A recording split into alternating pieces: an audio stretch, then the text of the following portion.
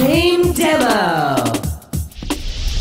So my name is John Williamson. I'm the producer and designer of the Saw video game franchise. We're here at Konami's Gamers Night in San Francisco, and we're in the opening level of the game. We're a little bit into the action, and we're just going to continue forward. So right now, we've just jumped over this chasm behind us, and we're kind of stuck in this space, and we need to find our way out. And in this case, I'm just going to take this bat and open up this wall. So one of the things we're trying to do in the sequel is give you a lot more things to do, a lot more things to interact with, a lot more deadly actions occur. It's still Jigsaw's world, so there's lots of danger around every corner, both for us as well as the other victims in the traps. So we're using the Unreal 3 engine with the latest rev, which includes the light mask technology.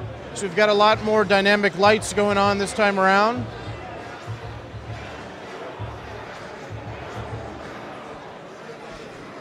And again, we're trying to have a much wider range of activities in the sequel than we had in the first one. So there's a lot more different environments that we had in the first one. In the first game, it primarily took place in an abandoned asylum. And this time around, we take place in about 5 different environments.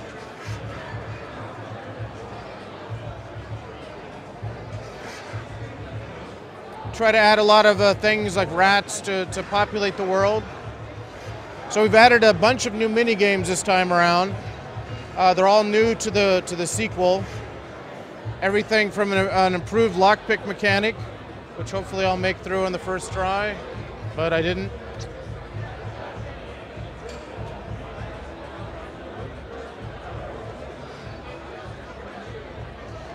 And so a new, more actiony lockpick environment. We try to incorporate a lot more little vignettes throughout the game just to tell some more of what's going on in the world. Keep the player motivated and going through. And then because it's Jigsaw's world, naturally everything we go through is going to be a little bit dangerous.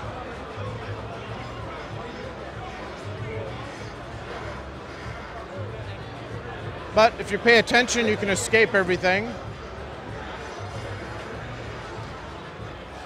And again, more of the vignettes populating the world. Jigsaw always has other victims besides just us.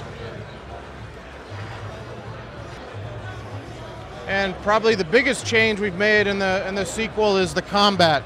So there's 2 types of combat in the game. There's direct hand-to-hand combat, and then there's more logic-based combat. And this is an example of more of the logic-based combat. So again, the world is populated by other tortured souls from Jigsaw's universe. If we pay enough attention, though, every time a new one is revealed, there's additional clues to help us out.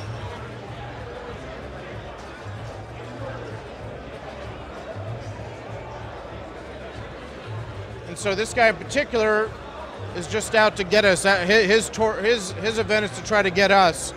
And so to get us, we quickly learn that we need to open up, watch our step, and open up another way to get rid of him.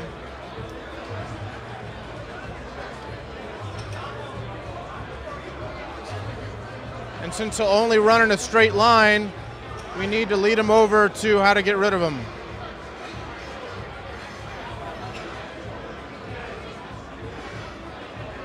And then only once we do that will Jigsaw open the door for us to progress through the level. So some of the other changes we've made to the game is that we have a lot of reasons to replay the game. We have a lot of collectible Billy puppets in the game, and those are more difficult puzzles, but they're off of the main path, so you don't have to complete them if you don't want to, but if you want to take on the additional challenge, you can. The other thing that we have is multiple endings in the game, and this time to actually see both endings, you have to play the game from beginning to end twice in order to experience both of them.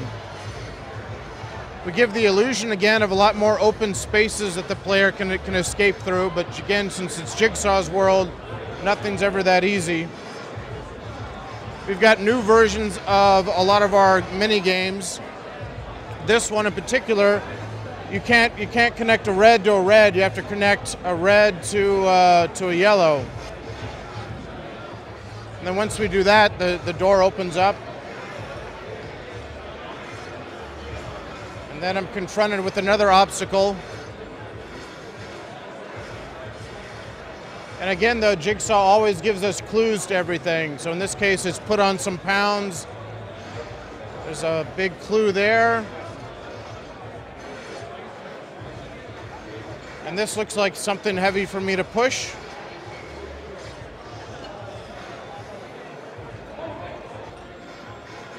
And then once I've completed that task, I can progress forward.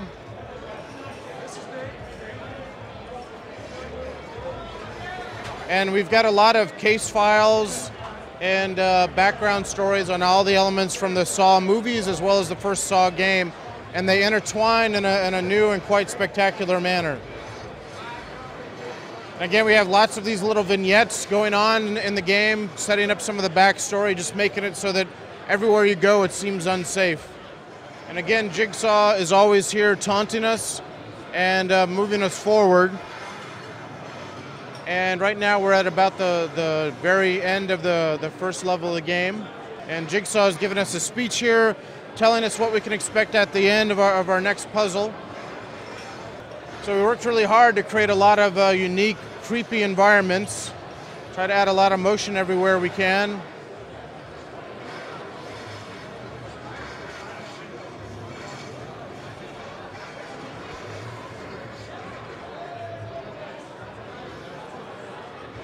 And what I'll do here is fail on purpose just because it's the more interesting.